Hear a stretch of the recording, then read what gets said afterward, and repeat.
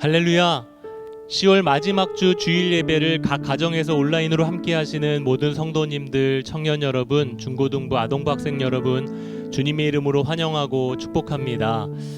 날씨가 많이 추워졌습니다. 모두 건강하시고 감기 조심하시고, 특별히 육신이 연약하신 성도님들 한 분 한 분 회복되시기를 기도드립니다. 우리 좌우에 계신 분들 한번 손 한번 잡아주시고요. 한번 이렇게 축복하면서 격려해 보시겠습니다. 건강하시기 바랍니다. 사랑합니다. 축복합니다. 네, 감사합니다. 우리 예배를 시작하기 앞서 우리 성경 구절 한 구절 읽고 예배를 시작하도록 하겠습니다. 시편 34편 4절 말씀입니다. 우리 큰 목소리로 함께 읽어주시겠습니다.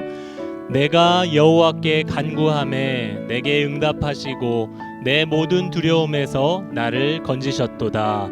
아멘. 다윗이 가장 힘들 때 하나님 옆에 간구합니다. 그랬더니 하나님은 환경과 상황에서 건져주신 것이 아니라 그의 두려움 안에서 건져주셨다라고 고백을 합니다.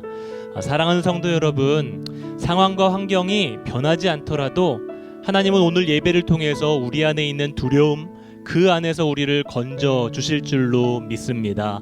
오늘 이 예배가 그 하나님을 깊이 만나게 되는 예배가 되시기를 주님의 이름으로 축복합니다. 기도하겠습니다.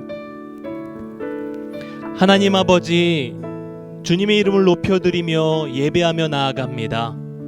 두려움 가운데 우리를 건져 주시고 소망 가운데 우리를 인도하시는 그 하나님을 이 예배를 통해 만나는 은혜가 있게 인도하여 주시옵소서. 찬양할 때 우리의 심령이 열리게 하여 주시고, 말씀을 들을 때 우리의 마음 가운데 하나님의 은혜가 한량없이 부어지는 역사가 예배를 통하였기를 소망합니다.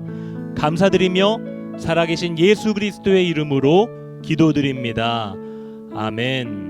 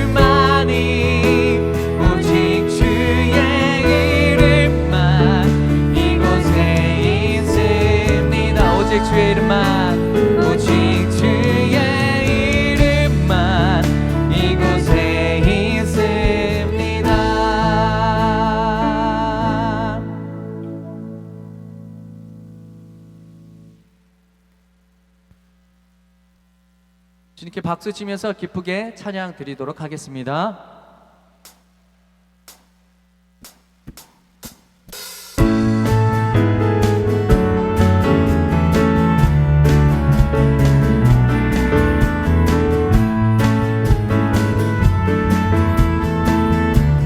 예수 나의 첫사랑 되시네. 예수 나의 첫사랑 되시네.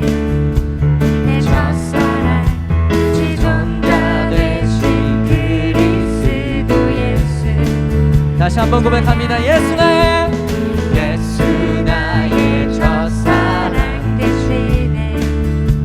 내 첫사랑 지존자 되신 그리스도 예수. 보좌 앞에 나의 삶 향기로운 제사로 주께 드려지기 원하네. 오직 주만 바라보며 오직 주만 바라보며 나의 삶을 드리네. 나는 길은 찾지 않으리.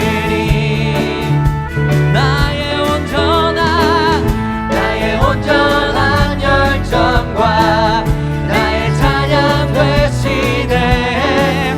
주의 길을 따라가리라. 다시 한번 고백합니다. 예수 나의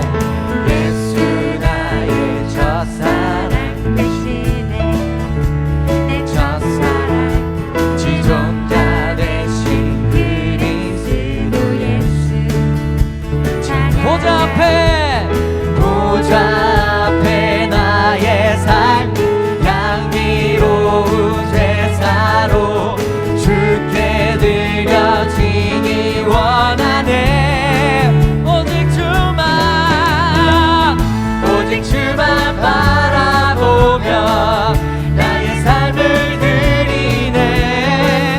다른 길을 찾지 않으리.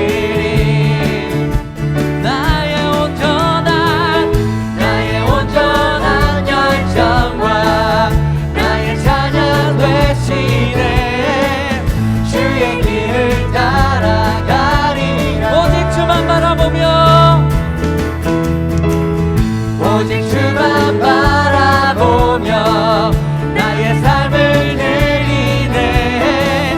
다른 길은 찾지 않으리. 나의 온전한 열정과 나의 찬양 되시네. 주의 길을 따라가리라. 보좌 앞에 나의 삶 향기로운 제사로 주께 드려지기 원. 여러분 믿으십니까? 보좌 앞에 나의 삶 향기로운 제사로 주께 드려지기 원하네. 오직 주만 바라보며 나의 삶을 드리네. 다른 길은 찾지 않으리. 나의 온전한 열정과 나의 찬양 되시네. 주의 길을 따라가리라. 오직 주만 바라보며 나의 삶을 드리네. 다른 길은 찾지 않으리. 나의 온전한 열정과 나의 찬양 되시네. 주의 길을 따라가리라. 우리의 첫사랑 되신 예수님께 영광의 박수 돌립시다. 주님 사랑합니다. 아멘. 할렐루야. 아멘.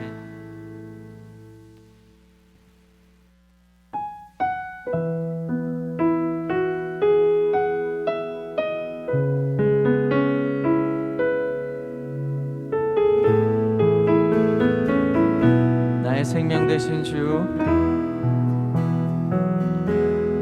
나의 생명 되신 주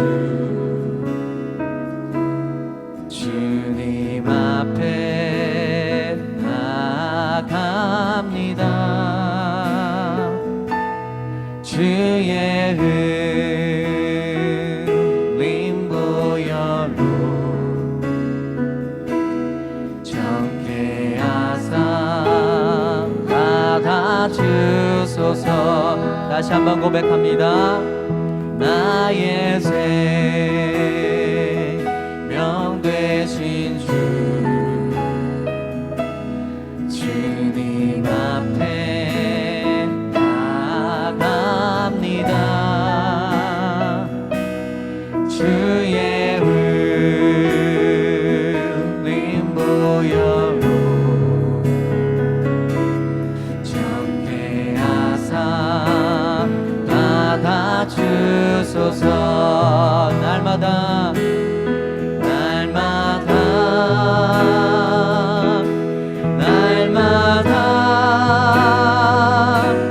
주를 찬송하겠네.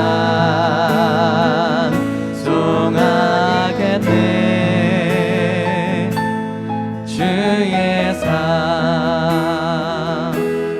줄로서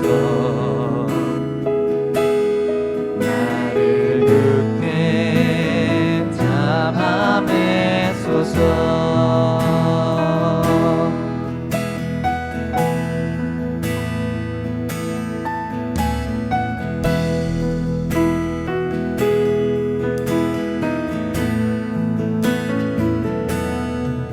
괴로운 세상 지날 때 괴로운 세상 지날 때 주를 인도하여 주소서. 주를 믿고 나가면 나의 길을 잃지 않겠네. 잃지 않겠네. 아멘.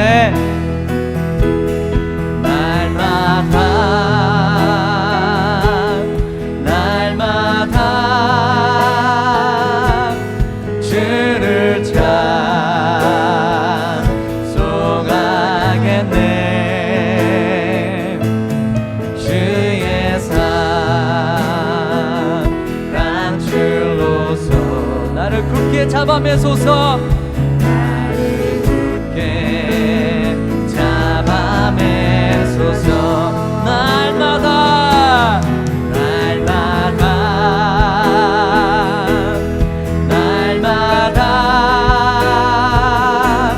주를 찬송하겠네.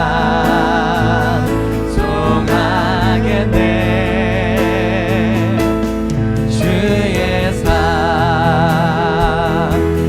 줄로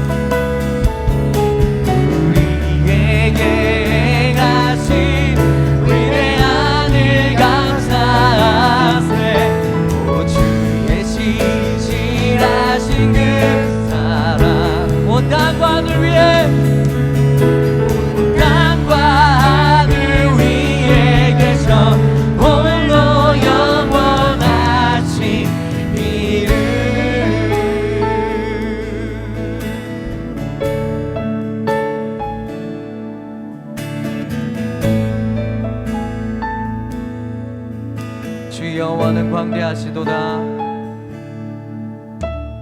주 여호와는 광대하시도다. 그 거룩한 하나님 성에서 찬양할지어다.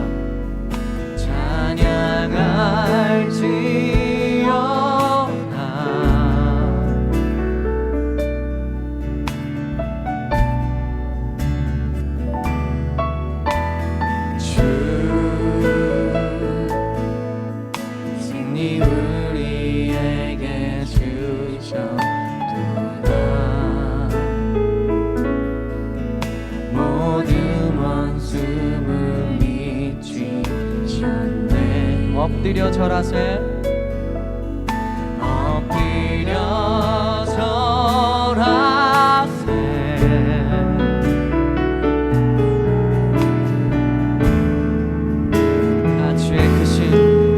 나 주의 크신 이름 높이며 우리에게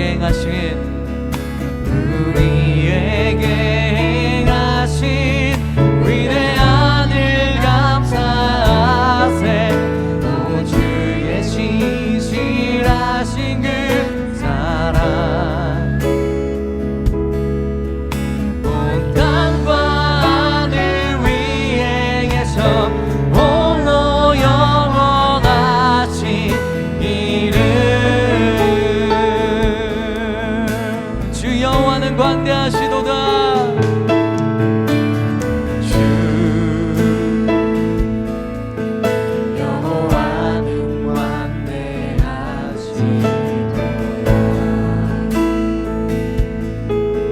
그 거룩한 하나님 속에서 찬양할지어다.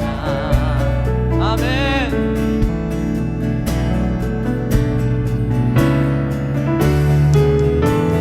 주 승리 우리에게 주셨도다.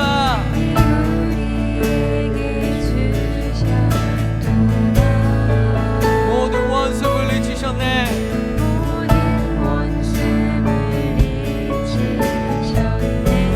엎드려 절하세.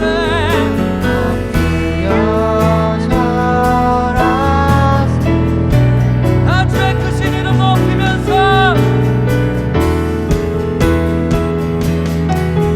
다 주의 크신 이름 높이며 우리에게 행하신 위대한 일 감사하세. 오 주의 신실하신 그 사랑 온 땅과 하늘 위에 계셔 홀로 영원. 우리의 두 손 높이 들고 찬양합시다. 나 주의 크신 이름 높이면서 신 이름 높이며 우리에게 행하신 위대한 일 감사하세. 오 주의 신실하신 그 사랑 온 땅과 하늘 위에 계셔 홀로 영원하신 이름.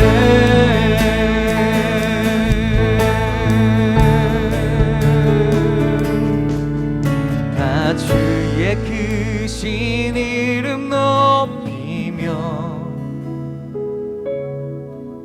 우리에게 행하신 위대한 일 감사하세. 오 주의 신실하신 그 사랑 온 땅과 하늘 위에 계셔 온 땅과 하늘 위에 계셔 홀로 온 땅과 하늘 위에 온 땅과 하늘 위에 계셔 홀로 온 땅과 하늘 위에 온 땅과 하늘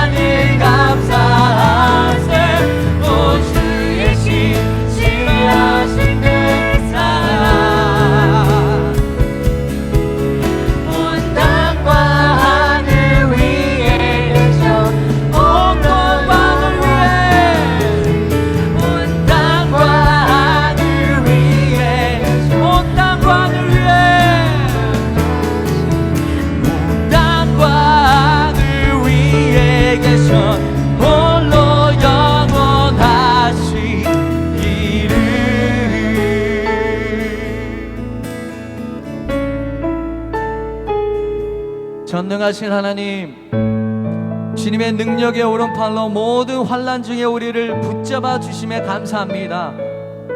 주님의 차고 넘치는 사랑이 우리를 겸손케 하고 또 승리케 한 줄 믿습니다. 이제 그 큰 사랑의 빚진 자들로서 이 세상에 주님의 위로와 사랑을 나누는 자들이 되길 소원합니다. 주님의 마음으로 고통하는 이들을 감싸주고 주님의 손으로 쓰러진 이들을 어루만져 주게 하여 주시옵소서. 세상을 치료하고 회복하는 주님의 자녀들 되게 하여 주시옵소서. 주께 간절히 소원하면서 기도하면서 나아가겠습니다.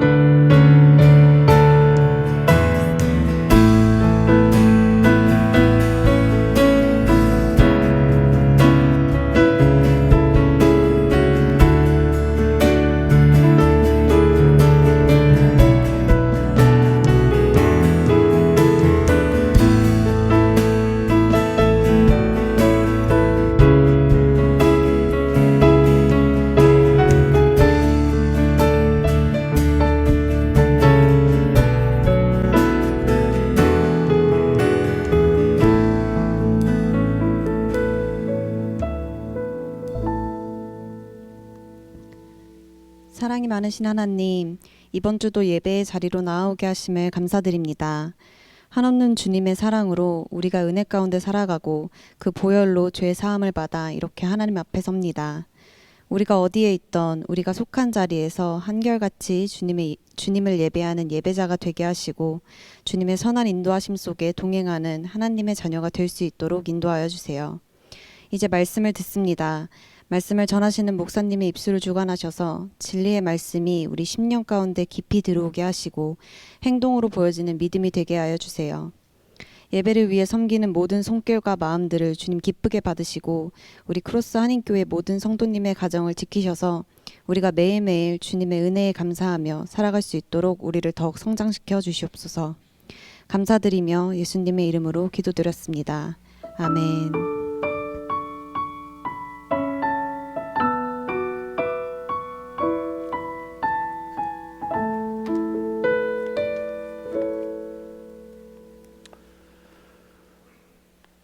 오늘 우리에게 주신 하나님의 말씀은 고린도 후서 1장 3절에서 11절까지의 말씀입니다. 오늘서부터 이제 연말까지 크리스찬 아이덴티티의 그리스도인 정체성에 대한 시리즈를 가지고 여러분과 함께 말씀을 나누기 원하는데, 고린도 후서 1장 3절서부터 11절까지의 말씀인데요, 제가 한 절, 여러분이 한 절 읽겠습니다. 찬송하리로다. 그는 우리 주 예수 그리스도의 하나님이시요 자비의 아버지시요 모든 위로의 하나님이시며 우리의 모든 환난 중에서 우리를 위로하사 우리로 하여금 하나님께 받는 위로로서 모든 환난 중에 있는 자들을 능히 위로하게 하시는 이시로다.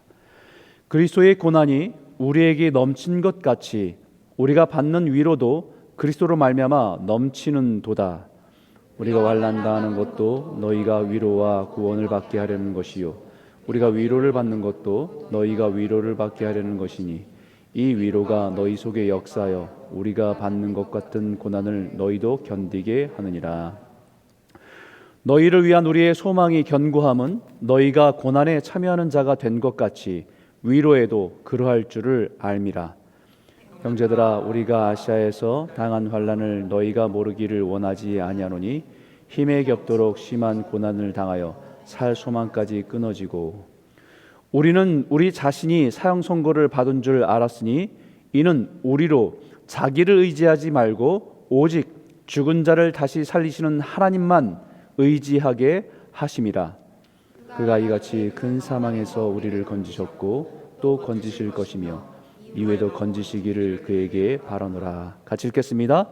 너희도 우리를 위하여 간구함으로 도우라. 이는 우리가 많은 사람의 기도로 얻은 은사로 말미암아 많은 사람이 우리를 위하여 감사하게 하려 함이라. 아멘. 우리 현재 코로나로 인한 변화의 한가운데 살아가고 있습니다. 매일 듣고 보는 소식이 코로나로 인한 소식들입니다.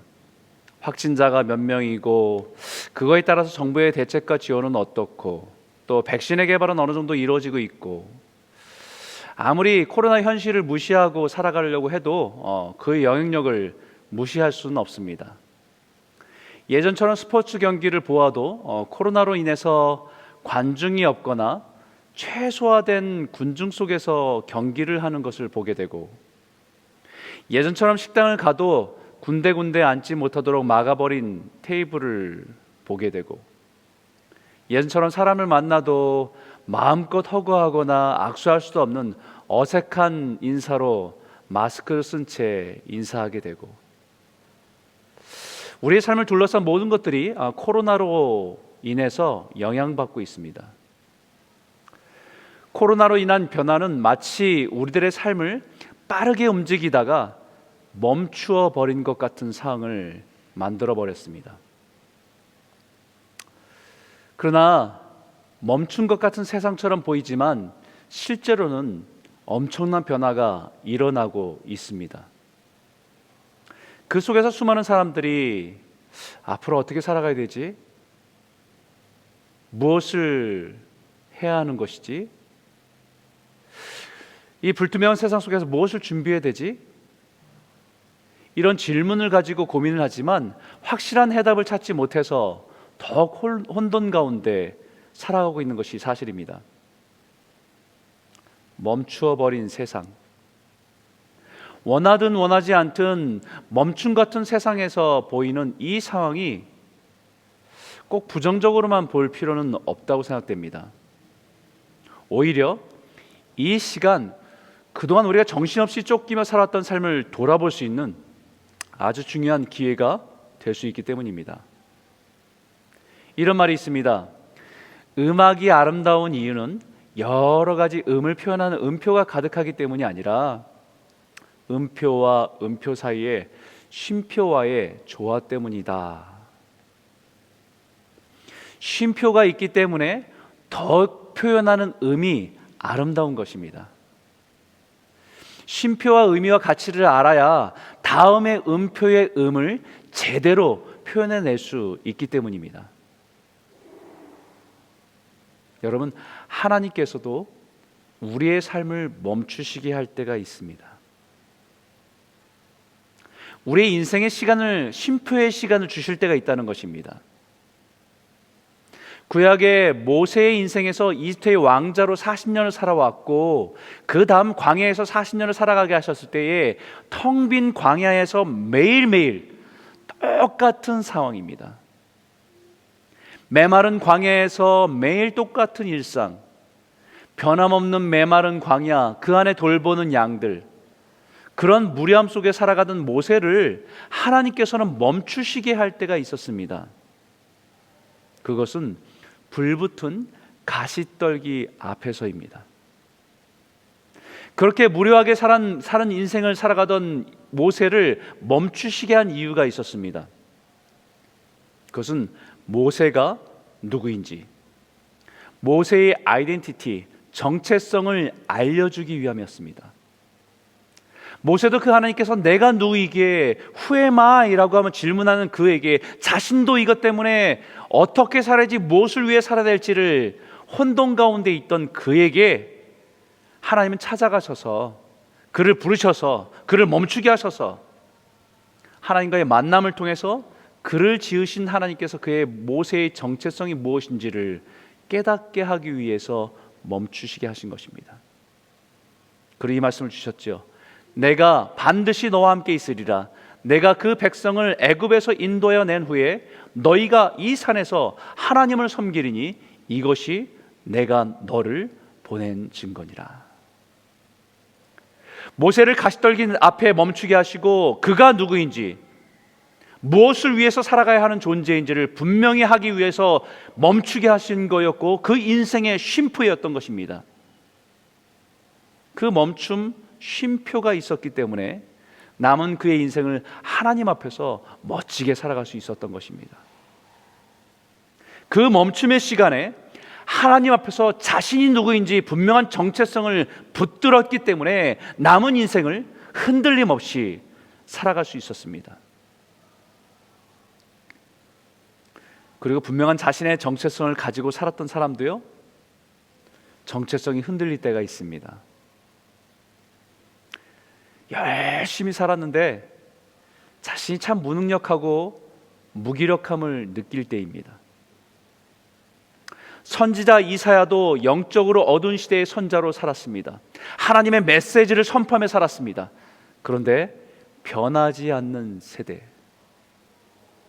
회개하지 않는 백성들 속에서 선지자라는 사명을 감당하는데 지칠 수밖에 없는 것입니다. 우리도 그런 상황을 만나면 스스로 도대체 나는 뭘 하는 거지? 라고 하는 회의와 공허함 가운데 빠질 수 있습니다. 그때에 하나님께서 그에게 주셨던 메시지가 무엇입니까? 너는 두려워하지 말라. 내가 너를 구속하였고 내가 너를 지명하여 불렀나니 너는 내 것이라.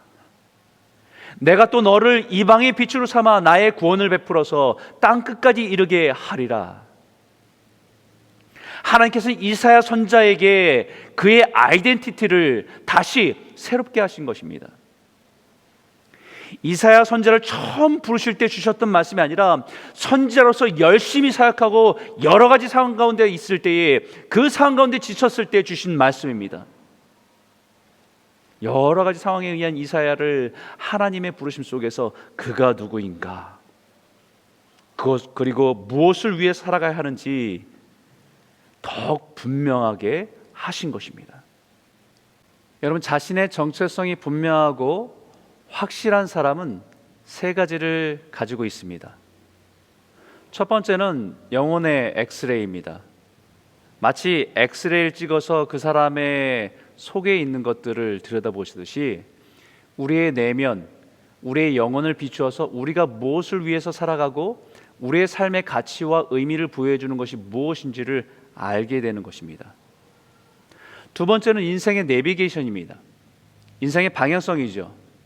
어떤 인생을 살아야 하는 것인가에 대한 대답을 갖고 있는 것입니다. 세 번째는 인생에 대한 지침과 가치 판단의 기준이 있습니다. 우리가 인생을 살아가면서 순간순간 접하는 모든 상황 속에서 옳고 그름을 판단하고 우리가 온전한 결정들을 올바로 판단하며 살아갈 수 있도록 분명한 기준을 가지고 있는 것입니다. 오늘 우리는 다시 하나님 앞에서 우리가 누구인지 세워야 될 시간입니다. 예수를 믿는 하나님의 백성으로 살아간다는 것이 무엇인지 지금 우리가 다시 점검해야 될 것이 바로 이것입니다. 하나님께서 코로나로 멈추게 하신 이 시간에 우리가 다시 붙들어야 될 것이 그리스도인이 무엇인가, 크리스찬 아이덴티티, 그리스도인의 정체성을 분명히 해야 된다는 사실입니다. 흔들리는 세상 속에서 세상 사람들과 같이 우왕좌왕하면서 흔들리며 살아가는 것이 아니라 우리가 누구인지, 무엇을 위해 살아가야 되는 것인지, 어떻게 살아가야 되는 것인지를 분명히 할 수 있기 때문입니다. 그래서 앞으로 계속 나누게 될 주제 시리즈는 크리스찬 아이덴티티입니다. 그리스도인의 정체성, 이것을 새롭게 하고 분명히 해서 이 시대를 지혜롭게 살아가는 성숙한 그리스도인들이 다 되시길 주의 이름으로 축복합니다. 오늘부터 연말까지 특히 고린도후서의 내용을 중심으로 그리스도인의 정체성에 대한 말씀을 나누기 원합니다. 사도 바울이 고린도 교회의 성도들에게 가르치고 분명하게 붙들기 원했던 그 주제들을 중심을 가지고 나누길 원합니다. 그 첫 번째 그리스도인의 정체성, 우리가 오늘 붙들어야 될 정체성은 우리는 하나님의 위로자라는 사실입니다. 우리는 하나님의 위로자입니다. 사실 사도 바울도 자신의 정체성의 위기를 만났습니다. 자신이 개척한 교회, 고린도 교회에서 여러 가지 갈등의 소식, 분쟁의 소식, 심지어는 그 교회 안에서 성적으로 문제가 있다는 그 이야기를 듣고 그에 대한 신앙의 지침과 가르침을 편지를 써서 그들에게 보냈습니다. 몸은 그들과 함께 있지 못했지만 그들을 향한 사랑하는 마음을 편지를 써서 신앙적으로 그들에게 도움을 주기 위해서 편지를 썼습니다.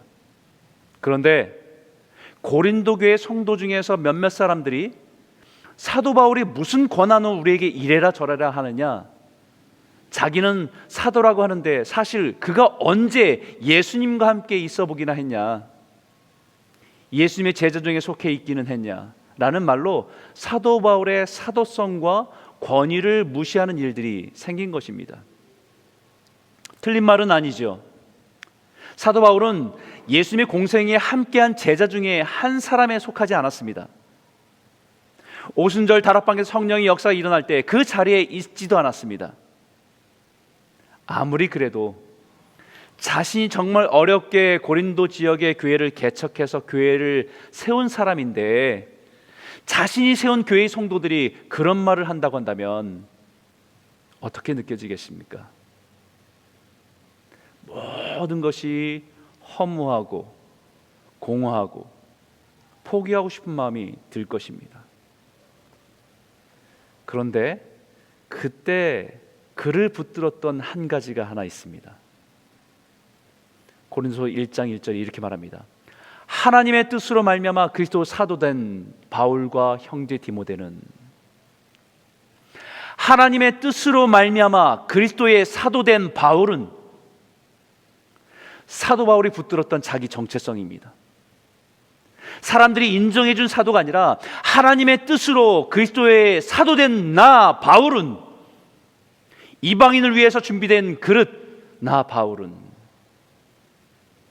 예수님의 공생에 함께 있지 못했지만 부활하신 예수님을 만나고 그 주님이 자신을 예수 그리스도의 복음을 전하는 사도로 세움받은 나 바울은 라고 하는 확고한 정체성을 가지고 있었던 겁니다. 이것은 자신의 사도의 정통성을 의심하는 사람들에게 변명하기 위해서 자신을 포장한 것이 아닙니다. 스스로 만들어낸 변명이 아닙니다. 이것은 사도 바울을 공격하고 흔드는 사람과 상황 속에서 위로하시는 하나님의 위로로 강하게 붙들게 된 자신의 정체성입니다. 그래서 3절 4절에 이렇게 말하는 겁니다. 같이 한번 읽어볼까요? 함께 읽겠습니다. 찬송하리로다. 그는 우리 주 예수 그리스도의 하나님이시요 자비의 아버지시요 모든 위로의 하나님이시며 우리의 모든 환난 중에서 우리를 위로하사 우리로 하여금 하나님께 받는 위로로서 모든 환난 중에 있는 자들을 능히 위로하게 하시는 이시로다. 여러분과 첫 번째 나누고 싶은 주제는요, 하나님은 하나님의 백성을 위로하기를 원하신다는 거예요. 사도 바울이 우리가 꼭 알아야 하는 한 가지, 우리가 믿는, 우리가 의지하는 그 하나님은 자비와 위로의 하나님이시라는 사실입니다. 여러 가지 상황 속에서 마음이 상하고 지쳐있는 깨어진 하나님의 백성들을 위로하기를 원하신다는 거예요. 사도 바울이 자신의 인생의 위기 속에서 그를 위로하고 붙들어준 한 가지, 그것은 하나님의 위로였고 하나님이 불쌍히 여기시는 자비였다는 거예요. 사도 바울의 입장에서 고린도 교회의 성도들의 말들이 참 많이 상처가 되었을 것 같습니다. 제가 그런 입장이었다고 한다면 많이 힘들어했을 것 같아요. 내가 그렇게 수년 동안 수고했는데 결국 돌아오는 것이 이것인가? 그렇게 눈물로 기도하고 돌보고 가르쳤는데 이게 뭔가라고 하는 허탈감에 쉽게 빠졌을 것 같습니다. 그러면서 스스로 자책을 하죠. 내가 무슨 자격이 있다고 그들에게 선생 노릇하고 목사 노릇을 한다는 말인가? 설교를 잘하는 것도 아니고 탁월한 은사가 있는 것도 아니고 언변이 뛰어난 것도 아니고 아마 한없이 자책하고 무기력한 그 늪에 빠져서 허덕이고 있었을 것입니다. 그런데 사도 바울을 견고하게 서게 된 것은 위로의 하나님의 위로 때문입니다. 자비의 하나님이 자신을 불쌍히 여기시고 하나님의 그 위로하심으로 품어주셨기에 일어날 수 있었던 것입니다. 그 위로 때문에 자신이 당한 고난과 환난을 통과해낼 수 있었던 것입니다. 그리고 그 하나님은 사도 바울뿐만 아니라 오늘 이 시대를 살아가는 우리들도 위로하기를 원하신다는 사실입니다. 이사야 선지자에게 주셨던 말씀처럼 너희 하나님이 이르시되 너희는 위로하라, 내 백성을 위로하라는 말씀처럼 하나님께서는 하나님의 백성을 위로하기를 원하십니다. 여러분, 어떻게 위로하기를 원하시냐면요, 너희가 젖을 빠는 것 같이 그 위로하는 품에서 만족하겠고, 젖을 넉넉히 빤 것 같이 그 영광의 풍성함으로 말미암아 즐거워하리라. 어머니가 자식을 위로함 같이 내가 너희를 위로할 것인즉 너희가 예루살렘에서 위로를 받으리라. 하나님께서는 자신의 생명을 나누어 주셨기 때문에 어머니와 같은 마음으로 우리 자녀들을 위로하기를 원하십니다. 배고픔 때문에 우는 자녀들을 그 품에 안으셔서 그 자식을 위로하는 것처럼 우리 하나님은 이 시대를 살아가는 우리들을 품으로 안으시고 위로하기를 원하십니다. 코로나로 인해서 지치고 상한 마음이 있는 사람들, 인생의 외로움에 처한 사람들, 여러 가지 각 성도의 각자의 삶에 짊어져야 될 짐으로 인해서 너무 지치고 힘겨운 가운데 있는 성도들, 믿음으로 살아보려고 애쓰지만 끝이 없는 수고에 지쳐만 가는 성도들, 우리 하나님께서는요, 위로와 자비의 하나님께서 어머니와 같이 우리를 위로하기를 원하십니다. 오늘 그 위로와 자비의 하나님께서 이 시대에 저와 여러분의 삶을 찾아와 품어주시고 위로하시는 하나님의 풍성한 그 은혜 가운데 살아가는 복된 성도들이 다 되시기를 주의 이름으로 축원합니다. 두 번째 여러분과 나누고 싶은 말씀은요, 하나님은 하나님의 사람을 통해서 위로하신다는 거예요. 우리 한번 이 말씀을 한번 읽어볼까요? 우리의 모든 환난 중에서 우리를 위로하사 우리로 하여금 하나님께 받는 위로로서 모든 환난 중에 있는 자들을 능히 위로하게 하시는 이시로다. 그리스도의 고난이 우리에게 넘친 것 같이 우리가 받는 위로도 그리스도로 말미암아 넘치는도다. 여러분, 우리의 모든 환난 중에서 우리를 위로하사 우리로 하여금 우리에게 넘친 것 같이 우리가 받는 위로로, 뿐만 아니라 6절에도 우리가 환난 당하는 것도 너희가 위로와 구원을 받게 하려는 것이요 우리가 위로를 받는 것도 너희가 위로를 받게 하려는 것이니 이 위로가 너희 속에 역사하여 우리가 받는 것 같은 고난을 너희도 견디게 하느니라. 우리가 환난한다는 것이 누구를 위한 것입니까? 너희가 위로와 구원을 받게 하는 것이고, 우리가 그 환난 가운데서 위로를 받은 것도 결국 누구를 위한 것입니까? 너희가 위로를 받게 하려는 것이고, 우리에게 임한 위로가 너희 속에도 역사하고 견디게 하시기 위함이라고 분명히 말하고 있습니다. 위로와 자비의 하나님은 우리를 위로하기를 원하십니다. 그런데 그 위로를 누구를 통해서 하십니까? 바로 우리를 통해서 위로하신다는 거예요. 하나님은 하나님의 사람을 통해서 위로하신다는 것입니다. 어떤 사람이 위로할 수 있습니까? 하나님께 받은 위로로서 환난 중에 있는 자들을 능히 위로할 수 있다는 말처럼 하나님께서 주신 위로가 있는 사람이, 고난 속에서 하나님이 주신 위로를 경험한 사람이 고난 가운데 있는 사람을 위로할 수 있다는 말씀입니다.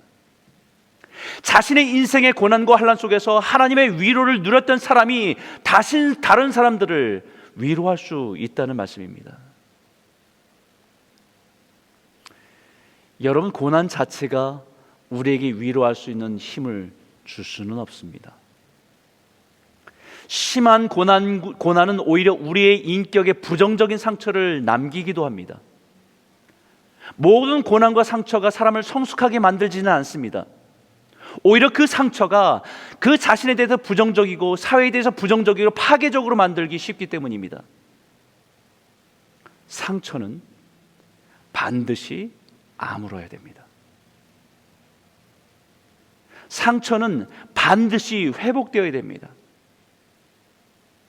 고난 속에 있는 그 모든 것들 안에서 하나님께서 주신 위로를 얻어야 됩니다. 그 위로를 얻은 사람이, 누린 사람이 고난 가운데 있는 사람을 위로할 수 있기 때문입니다. 제가 예전에 아주 오래전에 읽었던 책이 있습니다.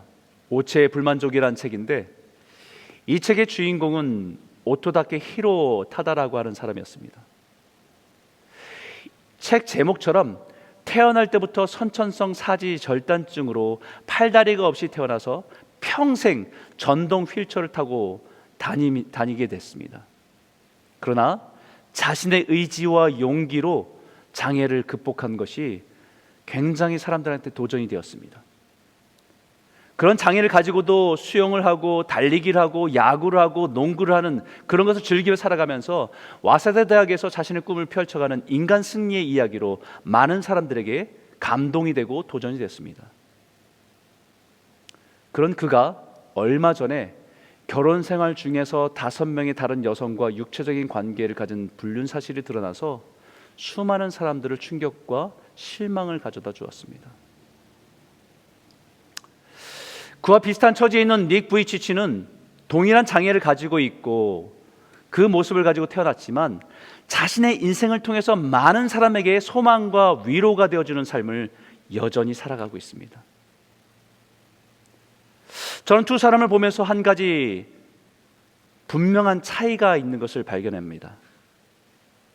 같은 장애와 고난의 문제를 가지고 살았지만 한 사람은 자신의 의지와 노력으로 극복했다고 하는 사람과 한 사람은 자신의 인생의 고난과 어려움을 하나님의 위로로 일어선 사람의 차이라고 할 수 있을 것입니다.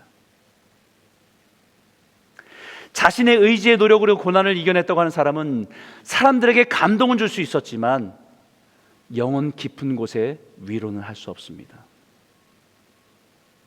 그러나 자신의 고난과 아픔을 가지고 하나님의 위로로 선 사람은 여전히 다른 사람을 위로할 수 있는 사람으로 살아갈 수 있습니다. 왜냐하면 그 모든 인생의 고난의 모습들은 다 다르기 때문에. 그러나 분명한 것은 그 고난 속에서 일어나게 하시는 것은 사람의 아니라 하나님의 위로이기 때문에. 고난을 극복하게 된 것이 나의 능력이요 나의 의지를 전하는 것이 아니라 고난을 이기게 하신 하나님을 보여주시는 것이기 때문에 분명한 차이가 있었습니다. 우리는 반드시 누군가를 위로하기 위해서 우리는 동일한 고난을 경험해야 되는 것은 아닙니다. 하나님 우리를 고난의 위로자로 우리를 삼아주시기 위해서 모든 사람들이 경험한 고난을 다 경험하게 하지는 않으십니다. 동일한 경험을 가졌다고 해서 또 위로할 수 있는 것도 아닙니다. 4절에 분명히 이렇게 말했죠. 우리의 모든 환난 중에서 우리를 위로하사 우리로 하여금 하나님께 받는 위로로서 모든 환난 중에 있는 자들을 능히 위로하게 하시는 이시로다. 우리의 인생에 경험한 고난 속에서 하나님의 위로를 받은 사람이 다른 사람을 위로할 수 있습니다. 뭐라고 표현되어 있습니까? 모든 환난 중에 있는 자들, 어떤 상황에 있는 사람들에게 in any affliction입니다. 같은 고난을 경험했다는 것으로 공감하기는 쉬우나 위로할 수 있는 것은 하나님의 위로의 은혜가 있는 사람이 할 수 있는 것이기 때문입니다. 그 고난 가운데 하나님의 위로를 경험한 사람이 위로자로 서게 되는 것입니다. 그래서 헤니 나우엔이 그의 책 상처받은 치유자 The Wounded Healer라고 하는 말처럼 우리의 인생의 고통과 아픔을 지나면서 하나님의 위로함을 통해 치유된 사람은 이제 다른 사람을 위로할 수 있는 치유자로 서게 하신다는 말입니다. 사도 바울은 그가 경험한 고난은 우리가 상상할 수 없을 정도로 심각했습니다. 형제들아, 우리가 아시아에서 당한 환난을 너희가 모르기를 원하지 아니하노니 힘에 겹도록 심한 고난을 당하여 살 소망까지 끊어지고. 아시아에서 당한 환난이라고 표현한 단어는 스트레스입니다. 힘에 지나도록 자신의 한계를 초과한 상태의 스트레스입니다. 중압감에 시달리는 상태를 말하는 것이지요. 얼마나 지독했으면 소망이 끊어질 정도로 더 이상 어디로 빠져나갈 길이 전혀 없는 그 상태에 있은 그 스트레스를 받고 있는 상황 가운데 마치 사형 선고를 받은 것 같은 상황 가운데 있을 때라고 말하고 있는 것입니다. 견딜 수 없는 압박, 스트레스가 그를 짓누르고 있을 때입니다. 그때 그가 분명하게 깨달은 것은 이겁니다. 같이 한번 읽어볼까요? 우리는 우리 자신이 사형 선고를 받은 줄 알았으니 이는 우리로 자기를 의지하지 말고 오직 죽은 자를 다시 살리시는 하나님만 의지하게 하심이라. 그가 이같이 큰 사망에서 우리를 건지셨고 또 건지실 것이며 이후에도 건지시기를 그에게 바라노라. 소망이 끊어진 순간에, 어디로 나아가야 할지를 모르는 그 순간에, 보이지 않는 깜깜한 그 순간에, 정말 엄청난 스트레스로 짓누르는 그 순간에, 그때가 하나님만 의지할 때라는 것입니다. 자기 힘으로, 자기의 능력으로, 자기의 경험으로가 아니라 오직 죽은 자를 살리신 하나님만 의지하게 하기 위함이었다는 것입니다. 바로 그 하나님으로부터 위로가 오기 때문입니다. 바로 그 하나님이 우리를 위로하시고 구하시고 새롭게 하실 수 있기 때문입니다.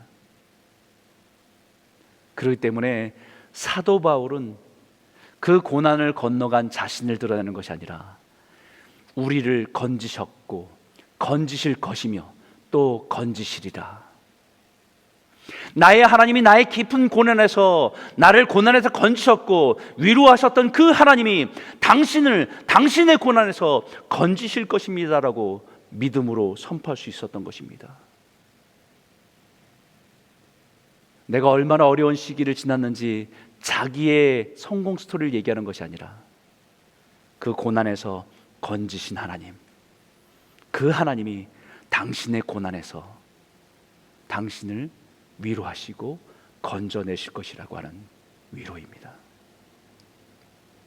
그것이 우리의 삶을 통해서 전하는 위로와 격려입니다. 사랑하는 성도 여러분, 코로나 시대의 주변을 돌아보십시오. 많은 분들이 어려움 가운데 살아갑니다. 겉으로는 아무렇지 않게 살아가지만 깊은 내면의 두려움과 근심과 외로움 가운데 지나갑니다. 하나님은 바로 저와 여러분을 통해서 그들을 위로하기를 원하십니다.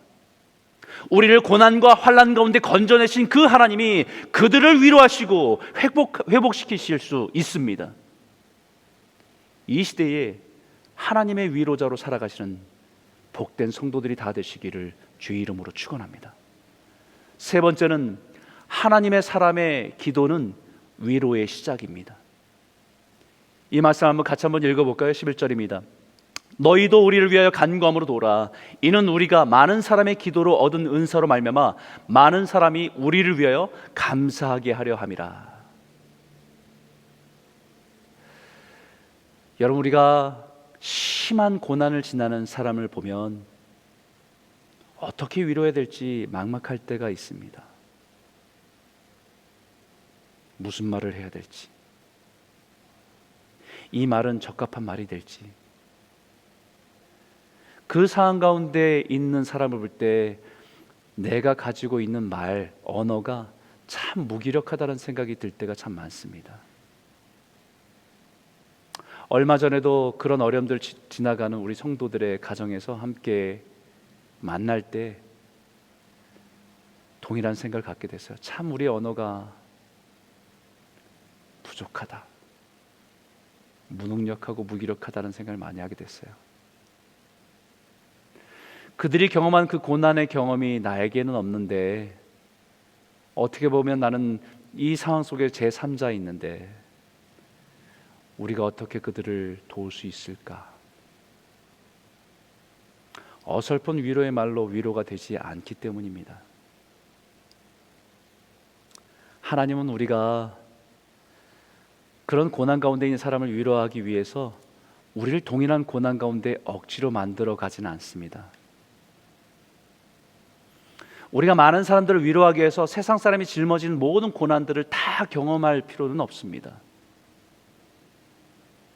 그때에 우리가 그 고난 가운데 있는 사람을 도울 수 있는 첫 걸음은 기도로 도울 수 있습니다. 그래서 사도 바울이 간구함으로 도우라. 왜냐하면 진정한 위로는 하나님으로부터 오는 것이기 때문입니다.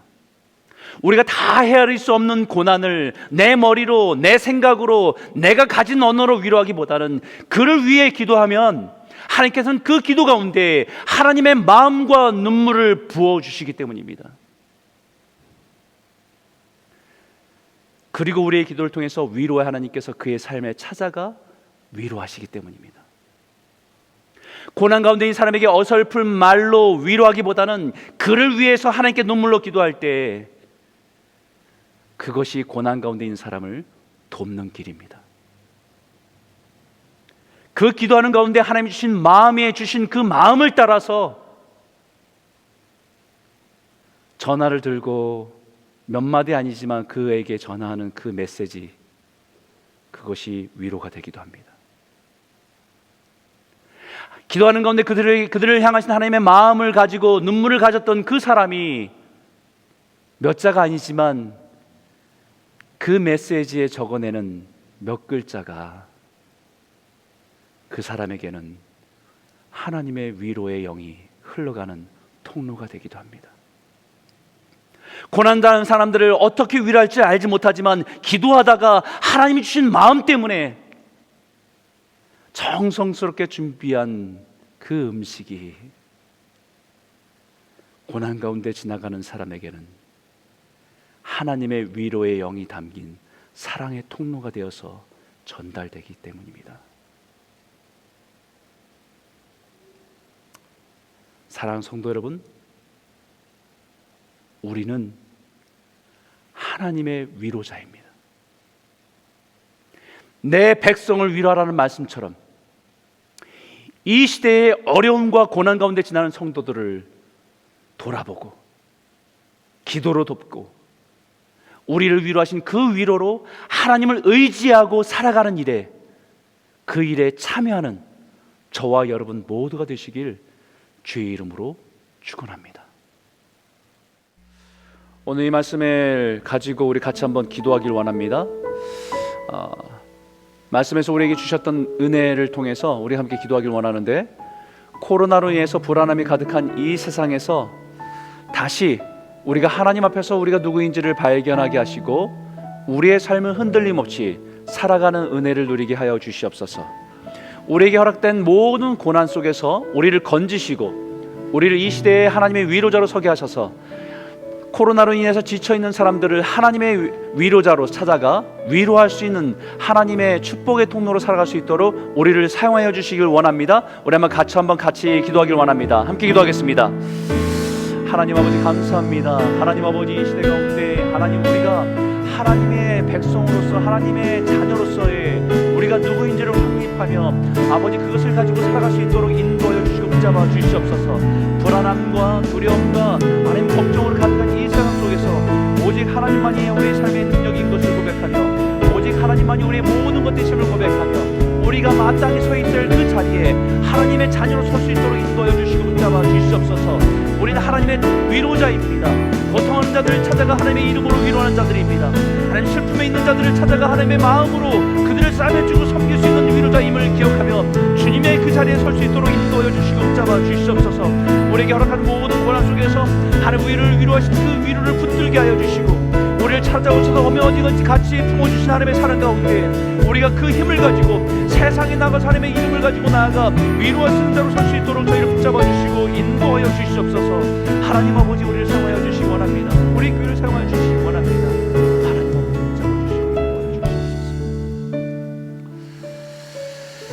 살아계신 하나님 아버지, 참으로 두렵고 근심된 일이 많고 하나님 불투명한 세대를 살아가는 이 시대에 우리가 세상과 함께 흔들린 자가 아니라 우리는 하나님의 위로자임을 알게 하여 주시고, 우리가 당한 모든 고난 속에서 우리를 위로하신 하나님의 위로를 가지고 세상에 나가 하나님의 위로를 전할 수 있는 하나님의 백성들 될 수 있도록 인도하여 주시옵소서. 하나님, 때로는 우리가 여러 가지 고난을 당한 사람들에게 무슨 말을 해야 될지, 어떤 언어가 그들에게 적합한지 알 수 없는 그런 고난 가운데 처해 있는 사람을 만날 때마다 막막하지만, 주님, 우리가 기도하는 자리에 엎드려 기도할 때에 하나님, 그들을 향한 하나님의 궁일과 그들을 향한 하나님의 마음을 부어주셔서 그 마음을 가지고 그들에게 다가가 하나님의 위로의 마음을 전할 수 있는 축복의 통로가 될 수 있도록 허락하여 주시옵소서. 많은 사람들이 두려움 가운데 살고 많은 사람들이 외로움 가운데 살아가는 이 시대에 하나님의 위로자로서 곳곳에 보내지는 그 자리에서 하나님의 위로로서 섬기며 살아갈 수 있는 은혜가 있게 하여 주시고, 그 고통의 자리에서 주님을 발견하고 주님께 돌아온 역사의 은혜가 흘러갈 수 있도록 인도하여 주시옵소서. 하나님, 오늘 이 예배를 통해서 상함과 아픔 가운데 있는 우리 성도들, 어머니와 같이 자식을 품어주신 그 위로가 우리 성도들의 가정들마다 임하길 원하고, 고통과 슬픔 가운데 지나가는 성도가 있다고 한다면 주님의 위로하시는 그 말씀으로 힘을 얻어 세상 가운데 승리자로 설 수 있도록 인도하여 주시옵소서. 고난 가운데 살아간 자가 있다고 한다면 그 고난 속에서 하나님의 위로를 받아, 그 위로하심의 말씀을 받아 세상을 향해 하나님의 위로자로 설 수 있는 축복의 통로로 살아갈 수 있도록 우리를 사용하여 주시옵소서. 예수님 이름으로 감사하며 기도드렸습니다. 아멘. 우리 다 같이 그 자리에서 일어나서 우리의 준비된 예물과 삶을 주님께 헌신하며 찬양으로 나아가겠습니다.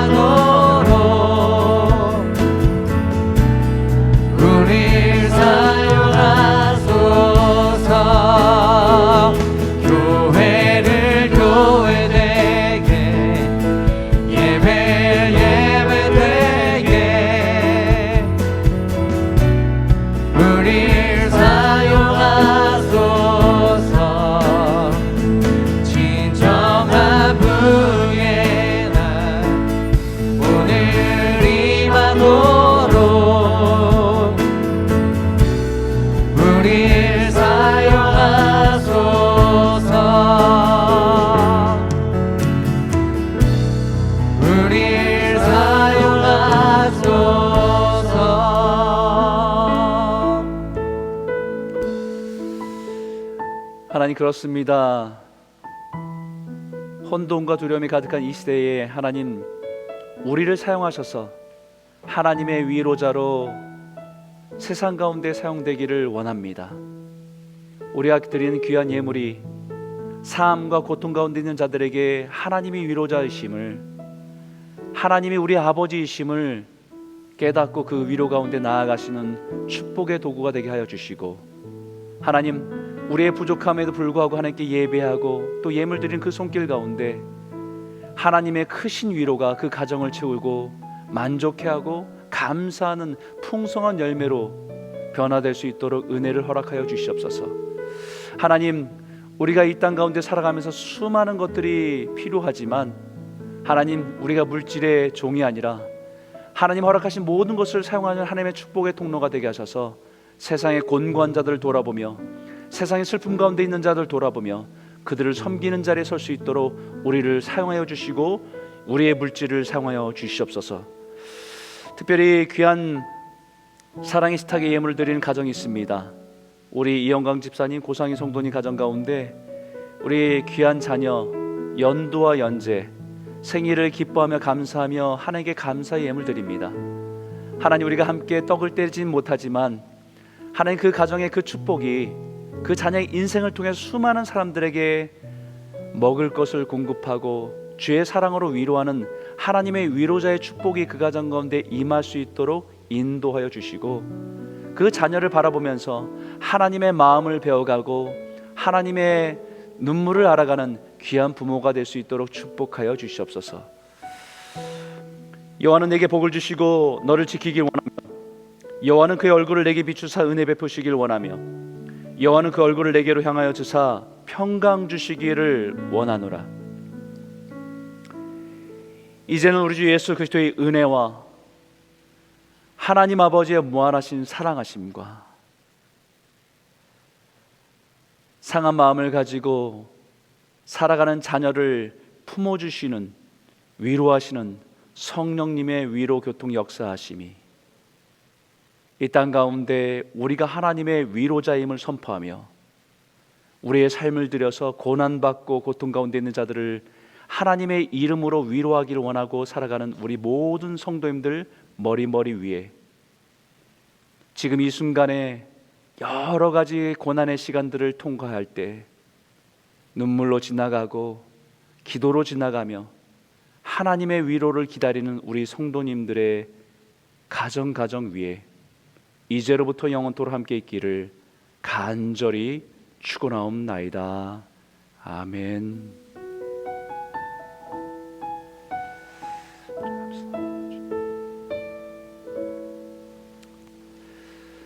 네, 몇 가지 권고 말씀드리겠습니다. 오늘 특별히 두 가지 권고만 여러분과 함께 나누길 원합니다. 지지난주에 우리 추수감사절 헌금으로 여러분 정성껏 모아주신 헌금, 이번에 EFCC 우리 교단을 통해서 우간다에 있는 난민 캠프에 우리가 전달하게 됩니다. 여러분들이 기도하면서 준비된 또 헌신한 그 예물을 통해서 또 그 물질을 통해서 하나님의 위로가 그 가운데 그들의 가운데 흘러갈 수 있도록 여러분 계속해서 기도해 주시길 부탁드립니다. 또 한 가지 광고는요, 우리 10월 31일 할로윈 데이죠. 그래서 우리가 그날에 우리 아이들은 우리 선생님들이 방문하면서 또 이렇게 또 그런 문화가 있지만 우리 온라인 집회가 있습니다.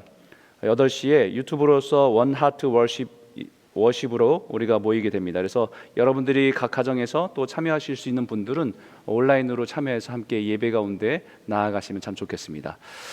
이번 한 주간도 하나님의 위로자로서 또 기도하는 마음으로 고난받는 자들에게 찾아가셔서 그 위로를 전하며 축복을 전하는 귀한 축복의 통로로 살아가는 복된 한 주간 되시길 축복합니다.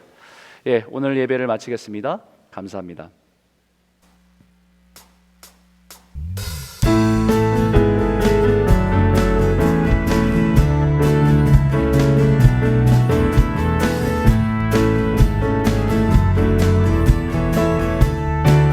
예수 나의 첫사랑 되시네. 예수 나의 첫사랑 되시네.